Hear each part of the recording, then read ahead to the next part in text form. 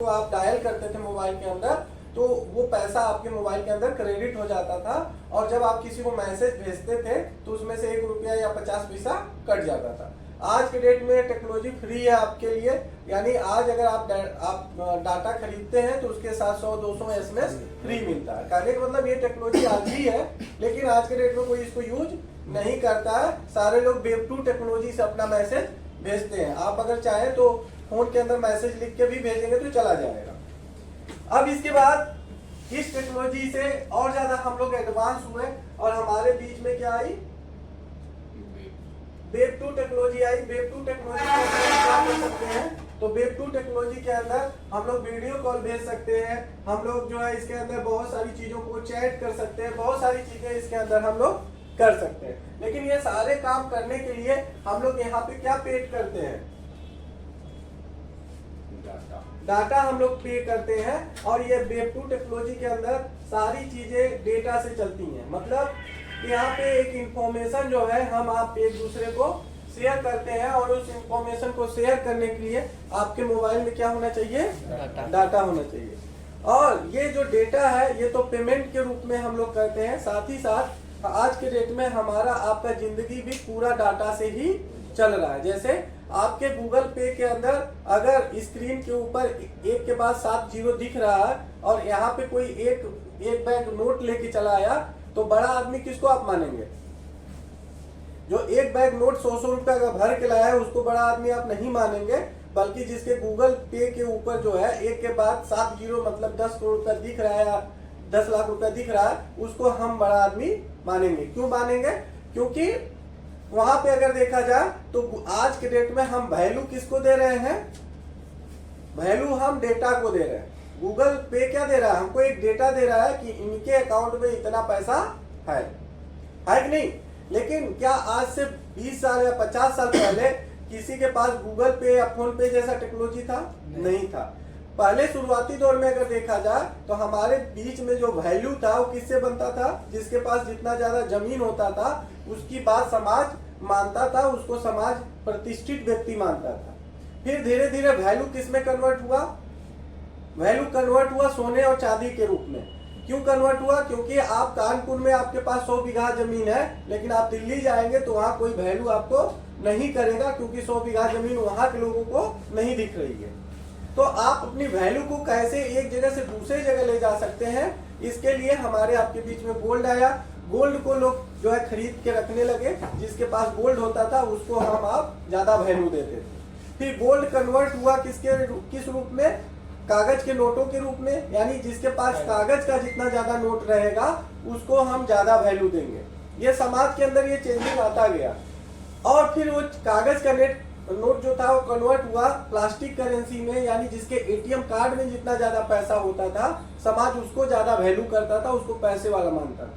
और आज के डेट में आपके गूगल पे, फोन पे के अंदर, डिजिटल वॉलेट के अंदर जितना ज्यादा डिजिट दिखाई देता है, जितना ज्यादा डेटा दिखाई देता है, जितना बड़ा संख्या वहां दिखाई देता है, उस आदमी या समाज उसको वैल्यू दे रहा है, ज्यादा उसको जो है सम्मानित मान रहा है, जिसके पास जितना ज्यादा पैसा है। ये सही कह रहे हैं या गलत कह रहे हैं? अब उस मोबाइल के थ्रू अगर हम इनको 1 करोड़ रुपए में से 1 लाख रुपए ट्रांसफर करना चाहते हैं और हमारे मोबाइल के अंदर जो है डेटा नहीं है, तो क्या हम इनको भेज पाएंगे? नहीं। क्या हम चेक भी कर पाएंगे? हम चेक भी नहीं कर पाएंगे। लेकिन अगर डेटा है, हम इनको ट्रांसफर करते हैं, तो 1 लाख रुपए जैसे ही इनके पास जाएगा, मतलब हमारे सॉफ्टवेयर के अंदर 1 लाख रुपया माइनस होगा और इनके सॉफ्टवेयर में 1 लाख रुपया प्लस हो जाएगा। जैसे ही ये प्लस और माइनस होगा, ये मान लेंगे कि हमारे पास 1 लाख रुपया आ चुका है। क्या फिजिकली बैंक इनके पास 1 लाख रुपया पहुंचाया? क्या हमारे यूनियन बैंक में हमारा खाता है, इनका HDFC में है, तो क्या यूनियन बैंक HDFC में 1 लाख रुपया ले जाकर पहुंचाता है? ऐसा कुछ भी नहीं होता। सिर्फ अंक क्या होते हैं? प्लस और माइनस होते हैं बैंकों के अंदर, और हम मान लेते हैं कि हमारा पैसा हमारे पास आ गया।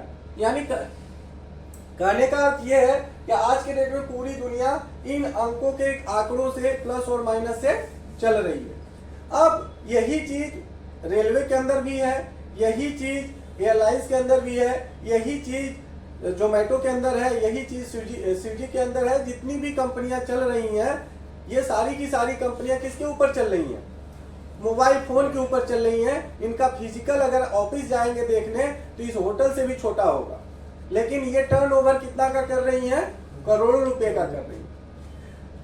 यानी अगर देखा जाए तो हमारी सारी की सारी जो व्यवस्था है आज के डेट में इस फोन के माध्यम से संचालित है, और सारी की सारी व्यवस्था को संचालित करने के लिए आपके पास 3 चीज होना चाहिए। पहला तो आपके पास एंड्रॉइड फोन होना चाहिए, दूसरा आपके मोबाइल में डेटा होना चाहिए, और तीसरा आपके पास उस डेटा को प्लस और माइनस करने के लिए जो एक इंफ्रास्ट्रक्चर है जिसको हम लोग सर्वर बोलते हैं, वो सर्वर होना चाहिए, और उस सर्वर के ऊपर डेवलप हुई वेबसाइट चाहिए।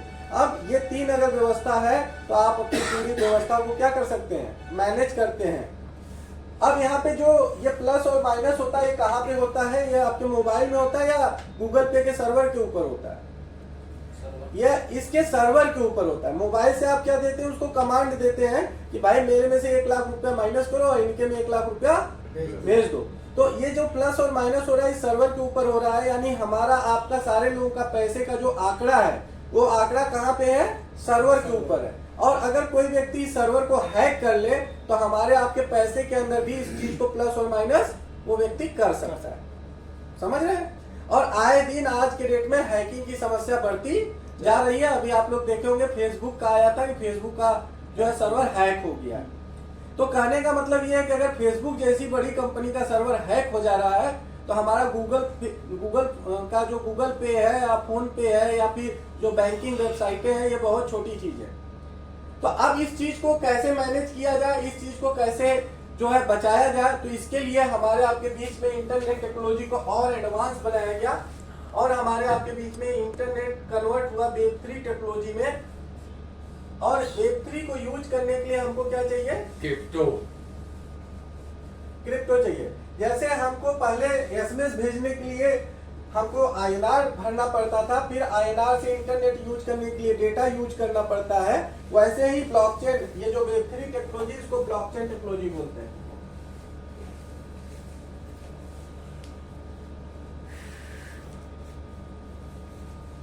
अब जो ब्लॉकचेन टेक्नोलॉजी है, अगर इसको आपको यूज करना है, ब्लॉकचेन को चलाना है, जैसे इंटरनेट चलाना है तो क्या चाहिए? डाटा चाहिए। वैसे ही ब्लॉकचेन चलाना है तो क्या चाहिए? क्रिप्टो चाहिए। ठीक है?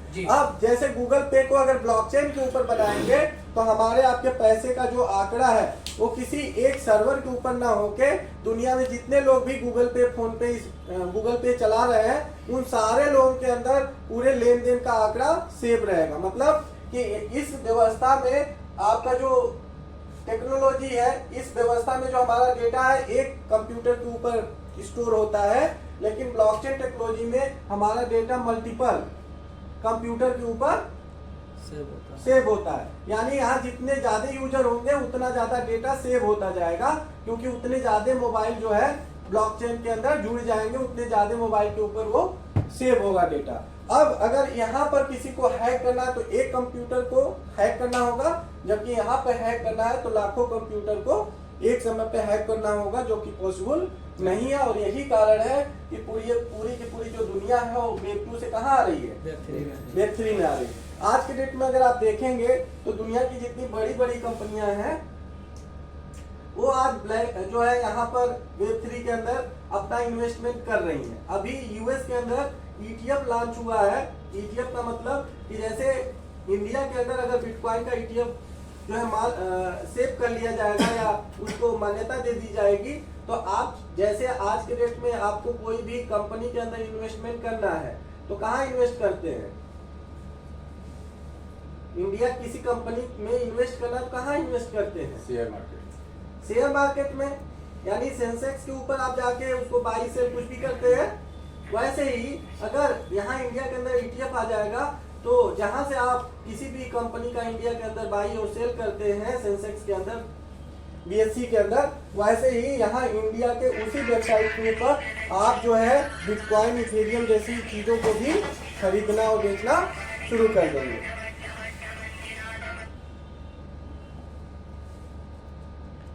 अब इस चीज को हम अभी आपको दिखाना चाहेंगे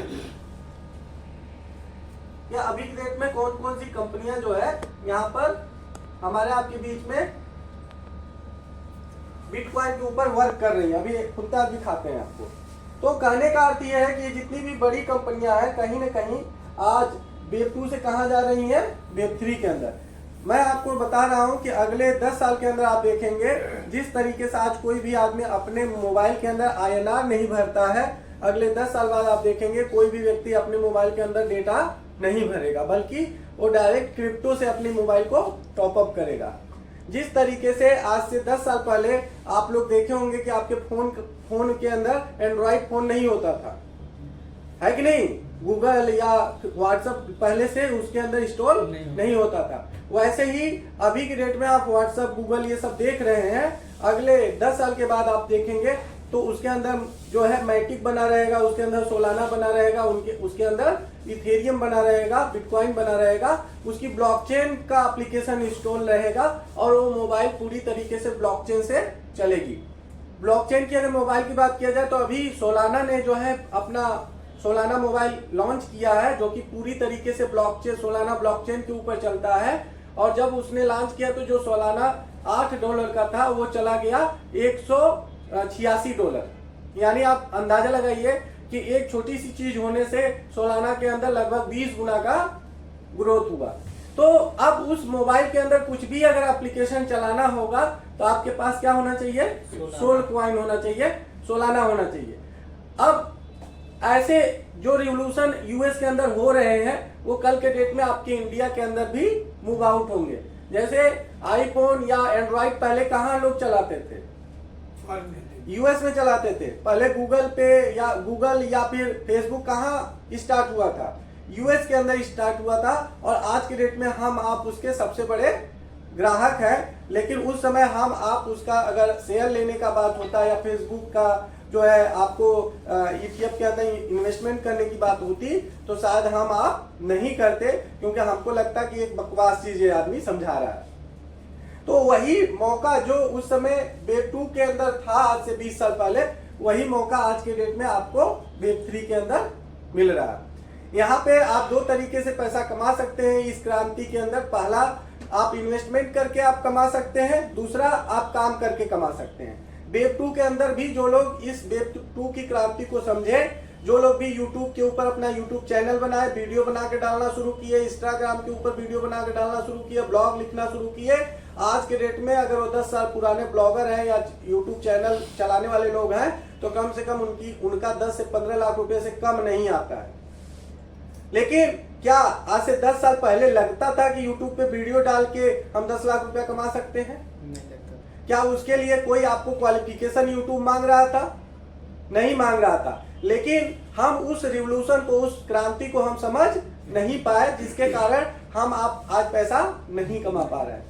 लेकिन अगर आज वेब 3 टेक्नोलॉजी हमारे आपके बीच में आ रही है, अगर हम इसकी क्रांति को समझ जाए तो आने वाले समय में निश्चित रूप से हम लोग बहुत बड़ा पैसा यहाँ कमा सकते हैं। अब यहाँ पे बात आती है कि जैसे यहाँ पे जो है वेब 3 को चलाने के लिए जब क्रिप्टो की जरूरत है तो पूरी दुनिया के अंदर जो क्रिप्टो है वो लिमिटेड है। जैसे अगर बिटकॉइन की बात किया जाए तो पूरी दुनिया के अंदर ये 2 करोड़ 10 लाख ही है। मैटिक की बात किया जाए तो ये 1000 करोड़ ही है। तो जब ये लिमिटेड है और इसके खरीदार बढ़ेंगे, जैसे जैसे इस कॉइन के अंदर डेवलपमेंट होगा, तो जैसे जैसे इसके अंदर इंटरनेट टेक्नोलॉजी डेवलप होगी, जैसे जैसे इसके ऊपर वेबसाइटें बननी शुरू होंगी, वैसे वैसे उन वेबसाइटों को चलाने के लिए हर यूजर को क्या चीज की जरूरत पड़ेगी? अगर मैटिक के ऊपर बनी है तो मैटिक, बिटकॉइन के ऊपर बनी है बिटकॉइन, इथेरियम के ऊपर बनी है तो इथेरियम, जी कॉइन के ऊपर बनी है तो जी कॉइन की जरूरत पड़ेगी। और जब जरूरत पड़ेगी तो इन कॉइनों का रेट बहुत तेजी से बढ़ेगा, क्योंकि इन सारी कॉइनों का एक लिमिटेड आंकड़ा है, उस आंकड़े से ऊपर ये कॉइनें नहीं बनेंगी। जैसे आपके कानपुर का एक एरिया है, उस रकबे के बराबर ही कानपुर है। चाहे यहाँ जनसंख्या कितना भी बढ़ जाए लेकिन वो रकबा बड़ा नहीं होगा, क्योंकि धरती जो है रबड़ की तरह बढ़ाई नहीं जा सकती। तो जैसे जैसे जनसंख्या बढ़ेगी वैसे वैसे कानपुर के जमीन का रेट बढ़ेगा, क्योंकि जो ज्यादा पैसा देगा भाई वही घर में रहेगा। अब अगर आप लोग देखें, जैसे आप सर हैं तो आज से 50 साल पहले जब आप हम लोगों की उम्र के रहे होंगे या इनके उम्र के रहे होंगे, उस समय जमीन का क्या रेट था और आज के डेट में देखा जाए तो जमीन का रेट क्या हो गया? क्योंकि उस बीच के दौरान बहुत ज्यादा मात्रा में यहाँ पे जो है जनसंख्या बढ़ी है, डेवलपमेंट बढ़े हैं, तो ठीक उसी तरह से क्वाइन के अंदर वर्चुअल दुनिया में बहुत सारे डेवलपमेंट हो रहे हैं, और जितना ज्यादा उसके अंदर डेवलपमेंट होगा उस डेवलपमेंट को यूज करने के लिए उस क्वाइन का इस्तेमाल बढ़ेगा, और इस्तेमाल बढ़ेगा तो चूंकि वो क्वाइन जमीन की तरह फिक्स है, लिमिटेड है, तो उस क्वाइन का वैल्यू बढ़ेगा। अब जो आदमी पहले जमीन खरीद लेगा, जो आदमी पहले क्वाइन खरीद लेगा, वो जब बेचेगा तो अपने रेट पे बेचेगा।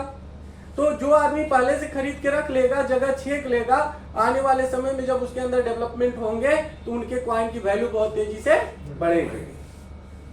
अब यहाँ पे हम लोग आते हैं कि इस क्वाइन को क्यों खरीदा जाए। ऐसा क्रिप्टो करेंसी का तो 1000 प्लान मार्केट में चल रहा है, इसी क्वाइन के अंदर क्यों इन्वेस्टमेंट किया जाए।